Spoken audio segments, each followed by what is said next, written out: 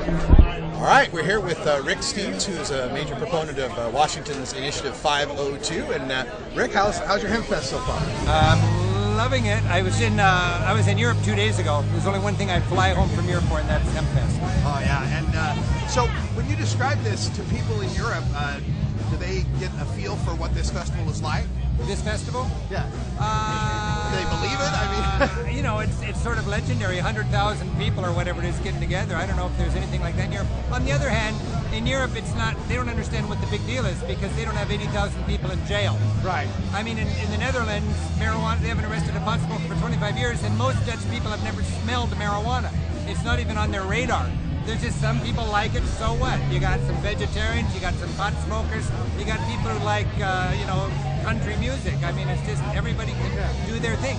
They celebrate tolerance, and I think tolerance is worth celebrating. You know, speaking of the Netherlands, one of the subjects that gets brought up on my show a lot, people are worried about the new guest pass, or the pass system that they've instituted, you know, the new conservative government and all. How accurate are people's fears that there might not be a cannabis cup or coffee shop? Maybe I'm just deluding myself, but I think the concerns about that are really overdone. I was just hanging out with people who run coffee shops in Amsterdam, and the national government is pressured by a lot of right-wingers and Christians and Americans and so on to be hard on drugs. Well, they'll say they're going to be hard on drugs, but when push comes to shove, will they be hard on drugs? Now, there's a legitimate case at the border to make marijuana clubs because there's so many people coming in from France and Germany and Belgium, buying up lots of pot and going home, and that's not the way it's supposed to be. But in a city like Amsterdam or Haarlem or Utrecht or whatever, the mayors are in favor of coffee shops, and they're going to dig in and defend the freedom of coffee shops. And even if they're not in favor of marijuana, they understand that if they pull back on coffee shops, they're going to have turf wars in the streets, violence and crime. That's what's happening in Copenhagen now, in Christiania. All of a sudden, they tighten up on marijuana and they get murders in the streets for the first time in memory in Copenhagen. Smart drug policy people in Europe know that when you criminalize marijuana, you have more crime. And what the Dutch really believe is that if you have marijuana available in coffee shops, you have less crime on the streets, you can focus on hard drug abuse, and it's just pragmatic harm reduction, and it's very successful.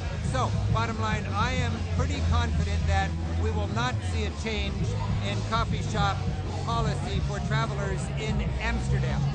The mayor in Amsterdam is adamant about keeping it free and legal because they don't want people going out in the streets and buying marijuana from criminals. With that what they call drug tourism in these border towns, I know I grew up in Idaho where things were very repressive, and we used to have to go to the border town of Ontario, Oregon, just to buy a pipe. So and then the kids at Pullman had to go to Idaho to get their beer. That's right, because the drinking age is 19. Moscow, that is brings a big smile to an American. In fact, that was the one good thing a Republican ever did for me, was veto that 21 drinking age the first time it came around when I was 19. Okay, right. But I wonder, with Washington and Oregon and Colorado working on these legalization proposals, will the conservatives raise the same fear that there's going to be drug tourism from Idaho, from Utah, from Wyoming? I'm not a very wonkish person about this. There's a lot of little things you could play out in this chess game of what's going to happen after marijuana is legalized. But I've heard that they've got it figured out where it's actually a plus for Washington if people come here to enjoy the coffee shop culture.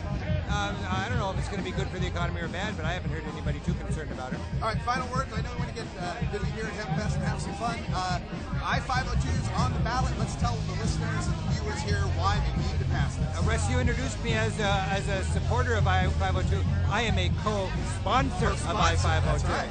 And I have never put so much passion, energy, or money into anything in my whole life. I-502, I'm going to spend 8 days going around the country on a barnstorming tour with Allison Holcomb, who's our leader, and we're going to talk to 20 different audiences all over the state in 8 days. I'm really excited about it.